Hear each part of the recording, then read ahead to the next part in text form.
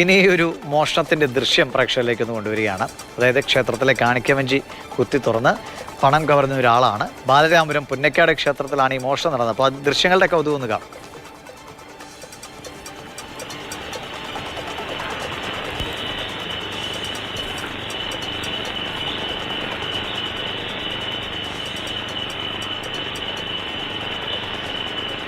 Jibin JB ഉണ്ട് വിവരങ്ങളുമായി. ജിബിൻ, ഇപ്പോൾ നമ്മൾ കഴിഞ്ഞ കുറച്ച് നാളുകളായി തിരുവനന്തപുരത്ത് ഇങ്ങനെ മോഷണങ്ങൾ പലതും കാണുന്നുണ്ട്.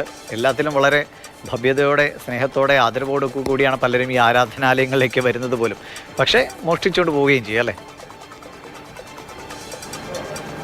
അതെ, ഈ തിരുവനന്തപുരത്തെ കള്ളന്മാരെല്ലാവരും ഇപ്പോൾ ഏകദേശം ഒരേ പാറ്റേൺ തന്നെയാണ് പ്രയോഗിക്കുന്നതെന്നാണ് തോന്നുന്നത്. കാരണം ഈ തിരുവനന്തപുരത്ത് തന്നെ നേരത്തെ വെമ്പായത്ത്, മാറ്റിങ്ങലിലും നെയ്യാറ്റിൻകര സൈഡിലൊക്കെ തന്നെ പല ക്ഷേത്രങ്ങളിലും മോഷണം നടന്നിരുന്നു. ഇവിടെ എല്ലാം കോമൺ ആയിട്ട് നടന്ന ഒരു കാര്യമുണ്ട്. കാരണം ഇവരെല്ലാവരും മതിൽ ചാടി വരുന്നു, ക്ഷേത്രത്തിൻ്റെ ഷീറ്റ് പൊളിച്ചകത്തേക്ക് കയറുന്നു.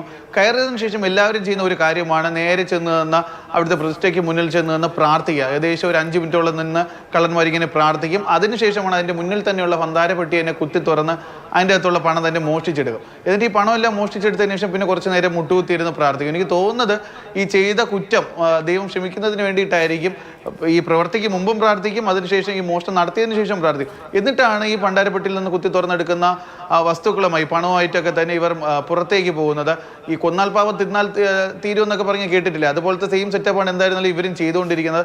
1-2 സ്ഥലത്ത് മാത്രമല്ല, ഏകദേശം 1-2 മാസമായി തിരുവനന്തപുരത്ത് പല മേഖലയിലും ഈ ഒരു ട്രെൻഡ് തുടരുന്നുണ്ട്.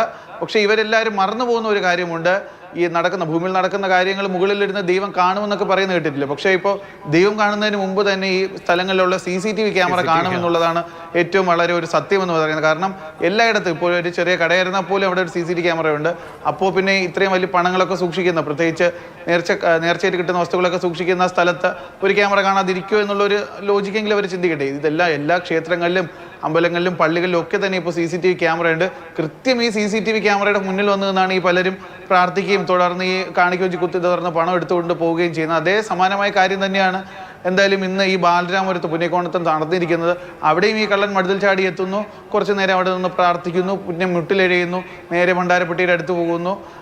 അവിടെ ഉണ്ടായിരുന്ന ഈ കാണിക്ക വെച്ച് കുത്തി തുറന്ന് ഏകദേശം 10,000-ഓളം രൂപ ഇയാൾ എടുക്കുന്നു. എന്നിട്ട് ഈ CCTV നോക്കി ഒരു ചിരിയും കൂടി എന്തായാലും പിടികൂടലേ എന്നൊക്കെ ആയിരിക്കും കള്ളന്മാർ പ്രാർത്ഥിക്കുന്നത്. അപ്പം തന്നെ ദൈവം വിചാരിക്കുന്നു ശരി, എന്താ CCTVയിലൂടെ നിന്നെ ഞാൻ എല്ലാവർക്കും കാണിച്ചു കൊടുത്തിട്ടുണ്ട്, വേഗം നീ പിടിയിലാകുമെന്നായിരിക്കും ദൈവവും പറയുന്നുണ്ട്. ശരി ജിബൻ, കാണാം.